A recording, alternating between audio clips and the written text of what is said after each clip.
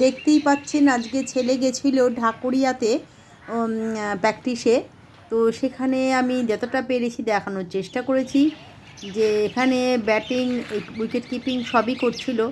দূর থেকে আমি দেখানোর চেষ্টা করছি, অনেক ছেলেরাই ছিল, ও তাদের মধ্যে ছিল। ওখানে সুন্দর, মানে মাঠটাও খুব সুন্দর, আমি যতটা পেরেছি দেখানোর চেষ্টা করছি।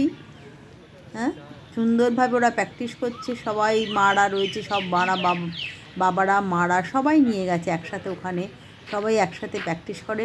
কিন্তু আজকের প্র্যাকটিসটা একটু অন্যরকম বলে আমি আপনাদের দেখানোর চেষ্টা করেছি।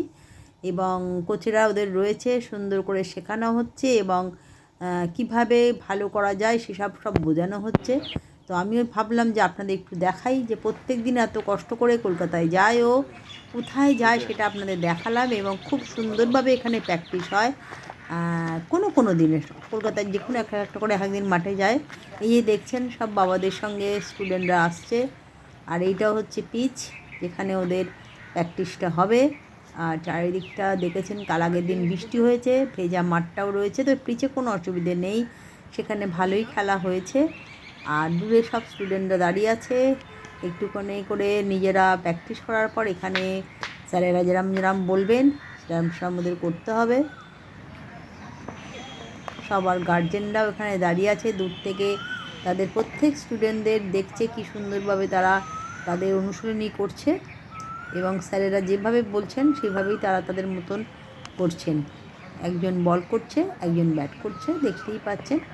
এবং তার উপর স্যারেরা দেখে নির্বাচন করছেন যে কোনটা ঠিক কোনটা ভুল, কিভাবে করলে কি হয়, আরও বেটার করার জন্য কি করা যায়। যে যেমন বল করছে বলটা আরও কত ভালো করা যায়, ব্যাটস করছে সে নিচে দিয়ে মারলে কীরকম হবে, ওপর দিয়ে মারলে কী হবে, সমস্ত কিছুই দেখতেই পাচ্ছেন। কার বল কত সুন্দর হচ্ছে এবং কে কত ভালো ব্যাটস করছে সেগুলো এখানে দেখতে পাওয়া গেছে। একটা সুন্দর পরিবেশের মধ্যে একটা সুন্দর সুষ্ঠুভাবে খেলা, কিছু অনুশীলনী চলছিল এবং কিছু টিপস দিচ্ছিলেন স্যারেরা, যেগুলো পরবর্তীকালে ওদের কাজে লাগবে। তো ম্যাচগুলোতে যাতে একটু ভালো করে খেলতে পারে, কোথায় ভুল ত্রুটি সেগুলো দেখিয়ে দিচ্ছেন, কোথায় নেক্সটবার এইভাবে করলে একটু বেটার করতে পারবে, সব কিছুই এই তাদের প্র্যাকটিসের মাঝখানে কোচেরা শিখিয়ে দিচ্ছিলেন। এবং ছেলেরা তাদের তাদের সবটুকু দক্ষতা দিয়ে দেখানোর চেষ্টা করছিল যে কে কতটা ভালো পারফরমেন্স করতে পারবে এবং তার কে কার মধ্যে কতটা সফলতা আছে এবং তার দক্ষতা আছে, এখানে আজকে দেখানো চলছে। দেখছেন ছেলে ব্যাট করছে আর অন্য একজন বল করছে, এইভাবেই বেশ কিছুক্ষণ চলছিল। চলে এলাম দুপুরের লাঞ্চ নিয়ে।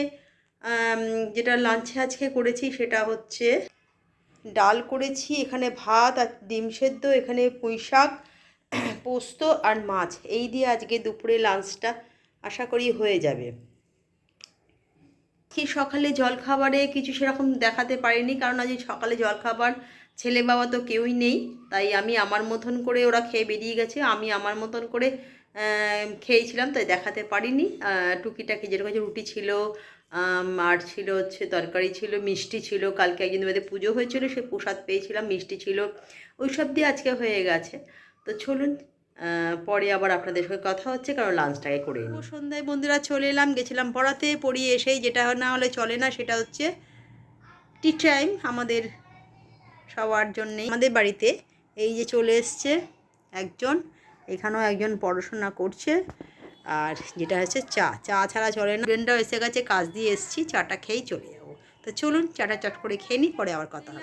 আবার সন্ধেবেলা একটুখানি পড়াতে এসছি, যেটা হচ্ছে ছেলেটাকে একটু খাবার দিয়ে যাই, ওর জন্য একটু মুড়ি মেখে দিলাম আর একটুখানি চপ দিয়ে দিলাম, যে তুই খা। চপ মানে এমনি একটুখানি, আর মুড়িটাই বেশি মেখেছি। তো এই যে মুড়ি মাখা করেছি আর এখানে চপ দিয়ে দিয়েছি, ওকে একটুখানি মুড়ি মাখা খাক, আমি পড়িয়ে চলে আসবো। তো টুকটুক করে একটু খাবে, আসলে সেই দুপুরবেলা চা খেয়েছে, আর পর কিছু খাইনি, তো দুটো মুড়ি মাখা তাই করে দিলাম।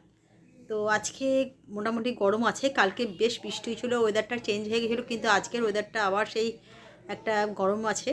তো কিছু করার নেই, একদিন গরম একদিন ঠান্ডা, এই নিয়ে চলতে হবে। আর গরমকালে গরম পড়বে না এটা তো হয় না, তো সব কিছু নিয়েই এগোতে হবে। দেখতে দেখতে মে মাস পড়লো, আজকে মে মাসের 2 তারিখ হয়ে গেল। তো চলুন এইভাবেই এগোতে হবে। চলে এলাম রাতের ডিনার নিয়ে। আজকে ডিনারে সেরকম কিছুই করিনি, খুবই সাদা মিঠে হচ্ছে রুটি তরকারি আর একটু মাছ আছে আর হচ্ছে বড়ার তরকারি। আজকে রাতের ডিনারটা সেরে নেবো, বেশি কিছু করছি না। চলুন, যারা যাদের ভালো লাগছে লাইক কমেন্ট শেয়ার করবেন। কালকে একটা নতুন ব্লগ নিয়ে চলে আসবো।